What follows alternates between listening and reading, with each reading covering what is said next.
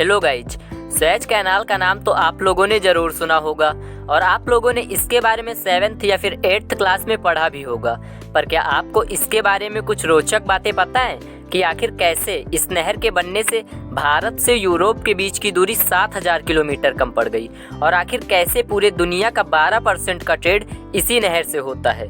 तो अगर आपको भी इसके बारे में जानने में इंटरेस्ट है तो वीडियो को एंड तक ज़रूर देखना। तो चलिए टॉपिक को शुरू करते हैं। ये नहर एक कृत्रिम समुद्र स्तरीय जल मार्ग है जो कि अफ्रीका कॉन्टिनेंट के इजिप्ट देश में मौजूद है। ये नहर भूमध्य सागर को लाल सागर से जोड़ने का काम करती है।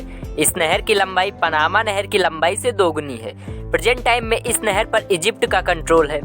सुएज नहर का निर्माण कार्य फ्रांस के फर्डिनेंड डी लेसेप्स ने 1854 में शुरू किया था।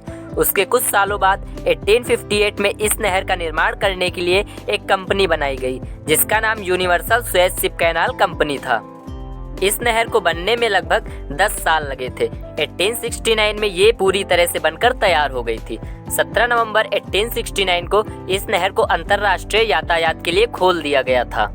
पहले इस नहर का पूरा management universal Suez ship canal company करती थी। इसके 50% शेयर फ्रांस और 50% शेयर तुर्की, मिस्र और अन्य अरब देशों के पास थे। बाद में मिस्र और तुर्की के शेयरों को अंग्रेजों ने खरीद लिया और 1875 में great Britain Suez canal company का सबसे बड़ा शेयर होल्डर बन गया। 1882 में ब्रिटेन ने मिस्र पर अपना अधिकार कर लिया, लेकिन उसी बीच एक समझौता हुआ जिसमें ये फैसला हुआ कि किसी एक राष्ट्र की सेना सुएज कैनाल पे तैनात नहीं रहेगी। लेकिन अंग्रेजों ने इस समझौते को तोड़ दिया और नहर पर अपनी सेनाएं तैनात कर दी और उन्हीं राष्ट्रों के शिप्स को आने जाने की अनुमति दी जाने लगी जिनका ब्रिटेन के साथ युद्ध से कोई मतलब नहीं था। इस नहर को 26 जुलाई 1956 को राष्ट्रीयकरण की वजह से बंद कर दिया गया था और दूसरी बार जून 1967 में ये नहर बंद हो गई थी। जून 1967 में इजराइल का मिस्र, सीरिया और जॉर्डन से युद्ध हो गया था। ये युद्ध 6 दिनों तक चला था। इस युद्ध की वजह से 15 शिप सुएज नहर में फंस गए थे। इन्हीं में से एक शिप डूब भी गया था और बाकी के 14 शिप पूरे 8 साल तक इसी नहर में फंसे हुए थे। इसी वजह से इस नहर से व्यापार 8 सालों तक बंद हो गया था। 5 जून 1975 को सुएज नहर में दोबारा से आना जाना शुरू हो गया था। सुएज कैनाल के बनने के बाद यूरोप से एशिया और पूर्वी अफ्रीका का सीधा सा मार्ग मिल गया, जिससे कि इंडिया और यूरोप के बीच की दूरी 7000 किलोमीटर कम हो गई, जिसकी वजह से भारत और यूरोप के देशों के बीच व्यापार में तेजी आई। इस मार्ग के खुलने से भारत और यूरोप के बीच यात्रा में 7 से 8 दिनों की कमी आई, जिसकी वजह से समय और फ्यूल की काफ़ी बचत होने लगी। पूरे वर्ल्ड के करीब 30% शिपिंग कंटेनर सुएज नहर से गुजरते हैं और इसी नहर से विश्व के 12% सामानों का व्यापार होता है।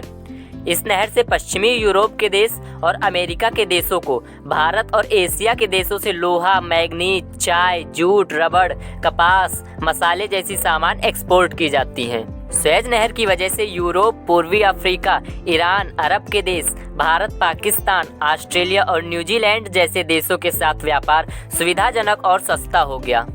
ये नहर भारत के लिए भी काफ़ी महत्वपूर्ण है। इसी नहर की वजह से भारत तथा यूरोपीय देशों के बीच व्यापारिक संबंध बहुत मजबूत हुए हैं। भारत का यूरोप, उत्तरी अमेरिका और दक्षिणी अमेरिका के साथ सुएज नहर के मार्ग से वार्षिक व्यापार अरबों डॉलर का होता है। सुएज नहर में चलने वाले शिप्स की स्पीड 12 से 15 किलोमीटर प्रति घंटे की ही होती है, क्योंकि तेज स्पीड से चलने पर नहर के किनारों के टूटने का डर बना रहता है। इस नहर को पार करने में लगभग 12 घंटों का समय लगता है। इस नहर की लंबाई लगभग 193 किलोमीटर है और इसकी चौड़ाई लगभग 300 मीटर है। गाइज, आपको ये वीडियो कैसी लगी कमेंट में ज़रूर बताएं और ऐसे ही इन्फॉर्मेटिव वीडियोज़ के लिए चैनल को सब्सक्राइब कर लें, क्योंकि आपको ऐसी ही नॉलेज वाली वीडियोज़ मिलती रहेंगी।